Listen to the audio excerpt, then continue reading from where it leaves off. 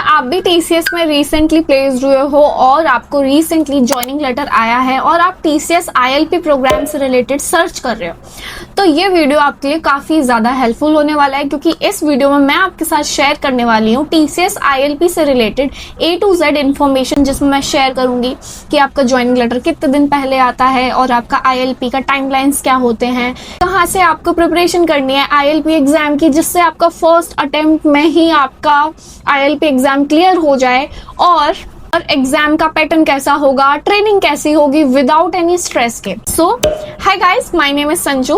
और जैसा कि कई लोगों को पता है और कई लोगों को नहीं पता है, रिसेंटली मैंने ये अपना यूट्यूब चैनल स्टार्ट किया था। इस चैनल पर मैं पोस्ट करती हूँ कॉर्पोरेट लाइफ से रिलेटेड और ट्रैवल से रिलेटेड। अगर आप मेरे चैनल पर न्यू हो तो मेक श्योर कि आप चैनल सब्सक्राइब करें। अगर आपको वीडियो पसंद आता है तो लाइक जरूर करिए और कमेंट में बताइए कि आपकी ज्वाइनिंग डेट कब है। अगर आप ज्वाइन हो चुके हो तो आपका आईएलपी एग्जाम की डेट कौन सी दी है। तो चलो शुरू करते हैं बिना किसी टाइम वेस्ट के।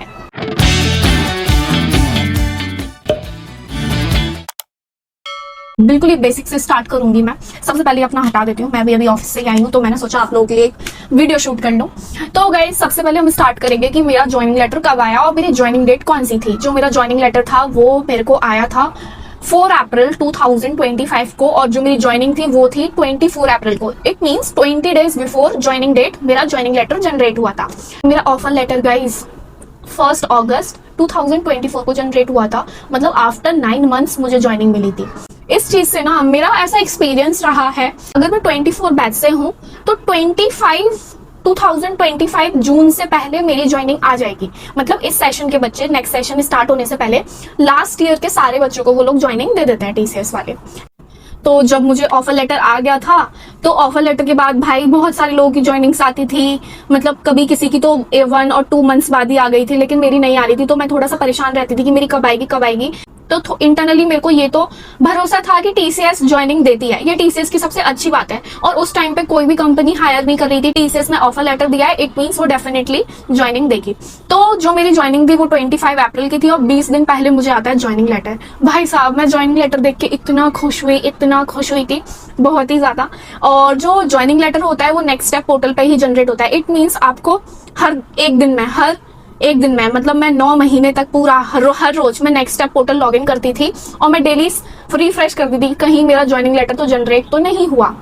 और कोइंसिडेंटली 4 अप्रैल को अराउंड 3 या 4 बजे के टाइम पे मैंने रिफ्रेश किया और मेरा ज्वाइनिंग लेटर जनरेट हो चुका था। और मैं ग्वालियर से थी, मेरी एजुकेशन ग्वालियर से हुई थी और मेरा होम टाउन ग्वालियर है। और जो मेरे को ज्वाइनिंग दी थी वो पुणे दी है और उसके बाद जो आप कई लोग पूछेंगे कि मेरा कौन सा प्रेफरेंस था पुणे।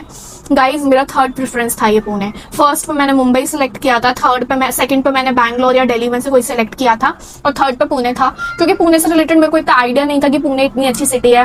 यहाँ के लोग भी इतने अच्छे हैं, यहाँ का वेदर इतना अच्छा है और बहुत ही अच्छी सिटी है, लेस क्राउडेड है, पब्लिक ट्रांसपोर्ट भी यहाँ का ठीक है, तो बहुत ही अच्छा है। इसीलिए मैं इस चीज में अपने आप को लकी कंसिडर करती हूँ कि मेरे को पुणे लोकेशन मिली।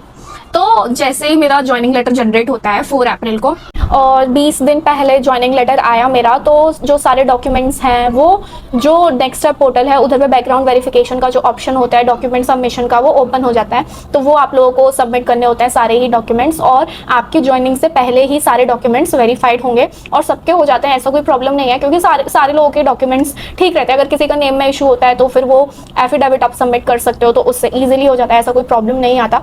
बस पासपोर्ट आप रेडी करा लेना जब आपकी ज्वाइनिंग आए उससे पहले, तो वो मैंडेटरी होता है। तो पता नहीं, मेरे को ऐसा गट फीलिंग आता था, मतलब उस टाइम पे ऐसा कोई ट्रैवल का नहीं था, लेकिन मेरे को लगता था कि हाँ एमएनसी में प्लेसमेंट होगी तो पासपोर्ट ज़रूर चाहिए होगा, क्योंकि उसके बैकग्राउंड वेरिफिकेशन में चाहिए होता है। तो फिर मैंने काफ़ी टाइम पहले ही बनवा के रखा हुआ था।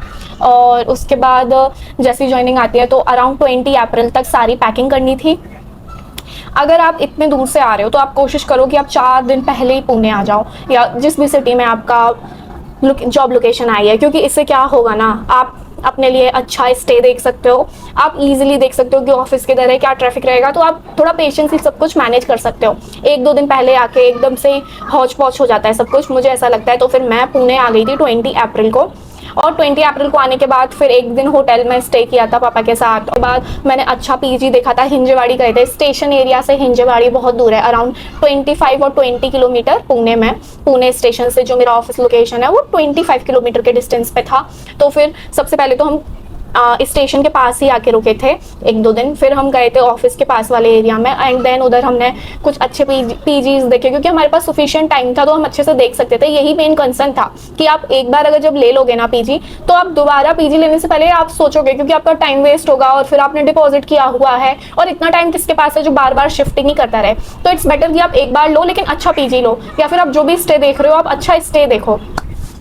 तो 22 अप्रैल को मैंने पीजी सिलेक्ट कर लिया था 2 दिन में। फिर उसके बाद 24 अप्रैल की मेरी ज्वाइनिंग थी। ऑफिस गई मैं, सबसे पहला दिन था। तो ऑफिस में जाते ही पहले दिन काफ़ी बच्चे आए थे, हम सभी लोगों का साथ में ही ट्रेनिंग स्टार्ट हुई थी। ILP प्रोग्राम अराउंड 80 to 90 बच्चे थे जिनका साथ में ILP था। हमारा जो बैच था वो 80 to 90 स्टूडेंट्स का था।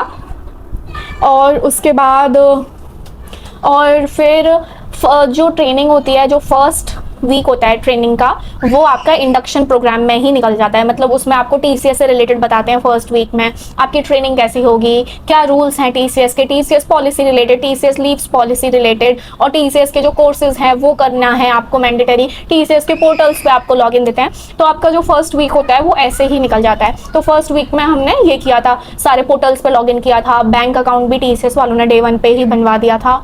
एंड उसके बाद मैंडेटरी कोर्सेज दिए थे, वो करने थे। जो पोर्टल्स पे उनका एक्सेस रहता है कोर्सेज का, वो करने रहते हैं। ओवरऑल वो आपको बताते हैं कि what is TCS and course today. तो ये सारा सब कुछ फर्स्ट वीक में हम TCS कल्चर को अडेप्ट करते हैं। फिर जो फर्स्ट वीक था, फर्स्ट वीक के ही फ्राइडे पे, मतलब फर्स्ट वीक के ही एंड वाले डे पे, इट मीन्स 5th डे पे हमें बताया गया था कि हमारी ट्रेनिंग कौन सी और मुझे कौन से बैच में दिया गया है। 2 बैचेस बने थे, पाइथन एंड जावा का। मेरे को जावा दिया था। ट्रेनिंग होती है वो बेसिकली 2 पार्ट्स में डिवाइड होती है, एक बेस स्किल ट्रेनिंग और एक होती है आपकी टेक्निकल ट्रेनिंग। तो सबसे पहले मैं बेस स्किल ट्रेनिंग का आपको क्लियर कर देती हूँ।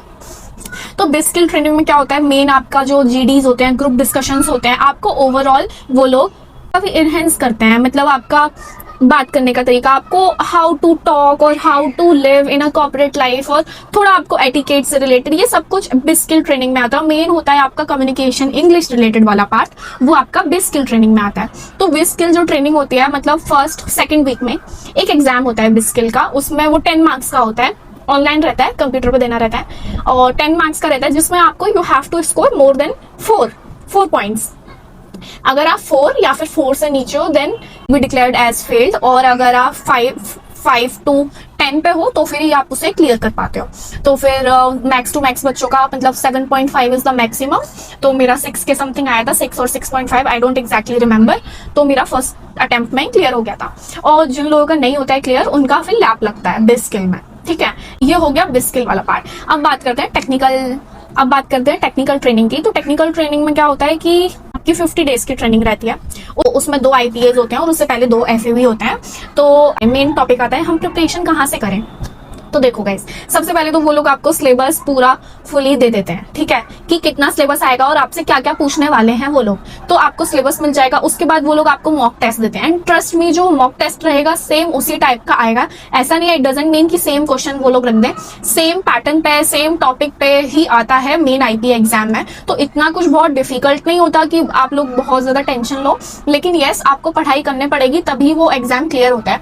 पूरा सिलेबस, टाइम ड्यूरेशन से रिलेटेड मैंने पूरा फुल वीडियो अपलोड किया हुआ है, लिंक मैं डिस्क्रिप्शन में दे दूंगी, आप जाकर जरूर चेक करिए। क्या रहता है कि मैं कंसिस्टेंटली कोई भी चीज करती हूँ ना, पढ़ाई करी थी स्टार्टिंग में, तो मेरे को IP एग्जाम से रिलेटेड लिटरली बहुत ज्यादा लगता था कि पता नहीं कैसा होगा, क्लियर होना चाहिए, क्योंकि मेरे को लैब में नहीं जाना था।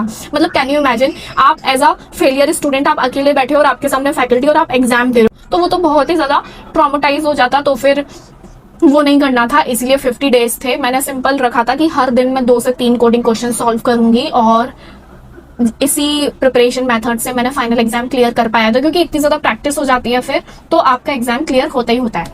Guys, consistency is the only की, मैं आपको यही सजेस्ट करूंगी, आप कंसिस्टेंटली पढ़ाई कीजिए। और IPA में इजी था, मतलब ऐसा कुछ बहुत ही डिफिकल्ट नहीं था। सबसे पहले तो FA1 होता है। FA1 में आपको आइडिया होता है कि हाँ कैसा होने वाला है एग्जाम, फिर FA2 होता है, फिर उसके बाद IPA1 होता है, फिर IPA 2 होता है, तो जो IPA 1 होता है, IPA 2 होता है, फिर उसके बाद प्रोजेक्ट सबमिशन होता है, फिर सबका कैलकुलेट करके वो आपका टेक्निकल डोमेन का जो आपकी टेक्निकल ट्रेनिंग है उसका मार्क्स कैलकुलेट करते हैं, तब आप ILP क्वालिफाई करते हो। और अगर आप एक में भी नहीं क्लियर करते हो ना, या फिर आप बेस स्किल में या फिर आप टेक्निकल ट्रेनिंग में अगर आप क्वालिफाई नहीं करते हो, तो आपको लैब में वो लोग बिठा देंगे। एंड ट्रस्ट मी, लैब में मत जाना, लैब में जाना इज लाइक बहुत ही ट्रॉमेटाइज हो जाओगे आप, मैं बता रही हूँ। क्योंकि लैब में जाने के बाद क्या होता है ना, एक तो ये स्ट्रेस रहता है कि भाई सबका क्लियर हो गया, हमारा क्लियर नहीं हुआ, अकेले बैठ के देना पड़ेगा।